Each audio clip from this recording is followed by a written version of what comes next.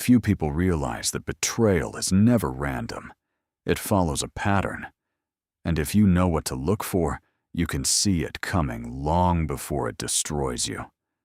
The disturbing truth is this: certain people are wired to betray. Not because they're evil, but because something deep inside them makes loyalty impossible. Their psychology won't allow them to stay faithful when things get difficult or when someone better comes along. Arthur Schopenhauer spent decades studying human selfishness. He watched people destroy each other in relationships, friendships, and business. And he concluded something dark. Most people are incapable of genuine loyalty. They only stay around as long as you're useful. Schopenhauer identified specific personality traits that make betrayal inevitable. These aren't small red flags. These are psychological markers that guarantee someone will abandon you when it matters most. In this video, we'll uncover the 5 traits of people who will always betray you. By the end, you'll know exactly who to keep close and who to cut off before they cause irreversible damage. Pay attention to who celebrates your success. Not your struggle, your success. Most people think someone who shows up during good times is being supportive. But the hidden truth is this: people who only appear when you're winning aren't celebrating you. They're celebrating what they can gain from being associated with you. Schopenhauer called this proximity to power. People are drawn to success not because they admire the person, but because they want status, access, and reflected glory. Think about it. When you were broke, struggling, rebuilding, who was there? When you were depressed and invisible, who stayed? People who vanish during hardship but reappear during success aren't loyal. They're opportunists. Jung understood this. People unconsciously surround themselves with others to fill their own voids. If you're successful, you become a psychological crutch. The moment you stumble, they abandon you because you're no longer serving their emotional needs. Here's the insight. Loyalty isn't tested during success. It's tested during failure. And fair-weather friends will always betray you when the weather changes. Jealousy doesn't announce itself. It hides behind compliments, jokes, and passive-aggressive comments. People who constantly compare themselves to you are dangerous because their self-worth depends on measuring themselves against you. Your success becomes their failure. Schopenhauer observed that people can't genuinely celebrate others when their ego is fragile. Every win you experience reminds them of what they lack. Every achievement becomes a mirror reflecting their inadequacy. This is why they smile to your face while resenting you internally. How's that new job? Must be stressful, right? They're searching for cracks. Nietzsche warned about this. He called it ressentiment, a quiet bitterness that mediocre people feel toward anyone rising above them. They can't destroy you openly, so they do it subtly through gossip, doubt, and undermining. The deeper motivation is insecurity. People who compare themselves to you don't have a stable sense of self. When you rise, they feel diminished, and eventually, they'll sabotage you to restore their emotional balance. Here's the truth. Anyone who sees your life as a scoreboard will betray you the moment you pull ahead. Watch how someone responds when they're wrong. That tells you everything. People who can't admit mistakes are psychologically incapable of loyalty. Why? Because loyalty requires accountability.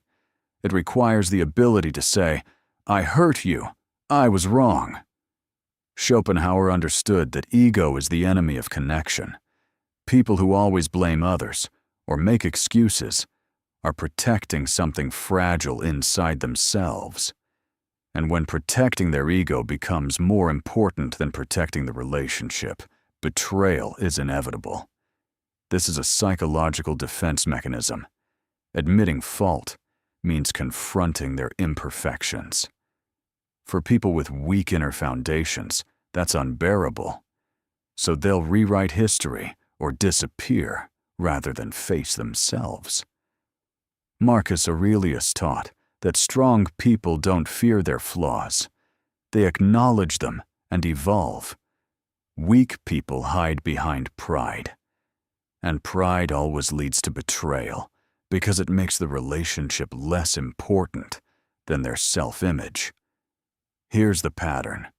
Someone who can't say, "I'm sorry," will eventually become someone who says, "It's your fault I left." Absence is a language, and when someone vanishes during your suffering, they're telling you exactly who they are. Most people make excuses. They're busy. They're dealing with their own problems. But Schopenhauer would tell you, people make time for what matters. If you matter, they show up. The hidden truth is that some people only want the highlight reel of your life. They want fun and success. But suffering requires emotional labor, empathy, and sacrifice. Selfish people aren't willing to give that. Jung called this the shadow self. People avoid others' pain because it reminds them of their own unresolved wounds.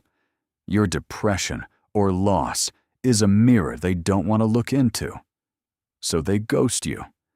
You lose your job, get sick, go through a breakup, and suddenly people who claimed to love you are nowhere to be found. The brutal reality: fair-weather relationships are transactional. You're valuable when you're adding something. When you need something, you become a burden. And people who see you as a burden will always betray you when the cost of staying becomes too high. Betrayal doesn't start with a knife in the back. It starts with tiny cuts you ignore. People who gossip about others to you will gossip about you to others. People who lie about small things will lie about big things. People who break small promises will break major commitments. Schopenhauer believed character is revealed in patterns, and the pattern always starts small. A secret shared, a boundary crossed, a lie told.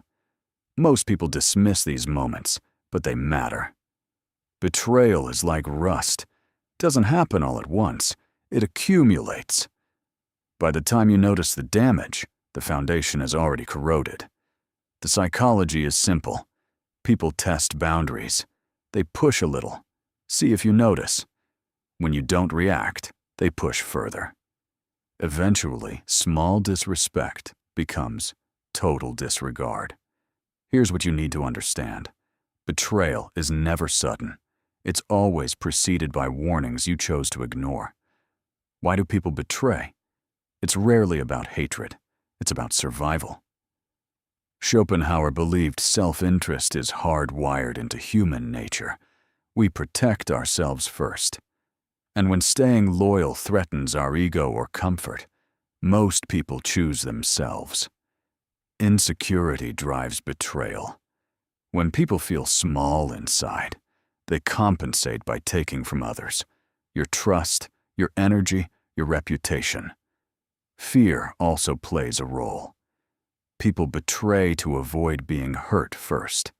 They sabotage relationships before they can be abandoned. Understanding this doesn't excuse betrayal, but it reveals something important. The problem was never you. It was always their psychology. How to respond: first, stop expecting loyalty from people who've shown you none. Second, set boundaries early. The moment someone disrespects you, address it. Third, protect your energy. Don't invest in people who only withdraw. Fourth, trust patterns, not apologies. Behavior is truth.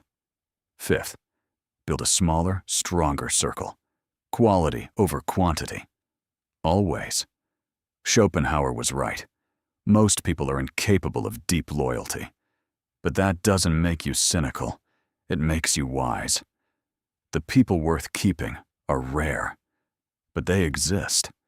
And when you stop wasting energy on those destined to betray you, you create space for the ones who won't. Protect yourself. Trust selectively. Remember, loyalty isn't something you demand. It's something you recognize. As Marcus Aurelius said, the best revenge is to be unlike him who performed the injury. Don't become bitter. Become selective. That's true power.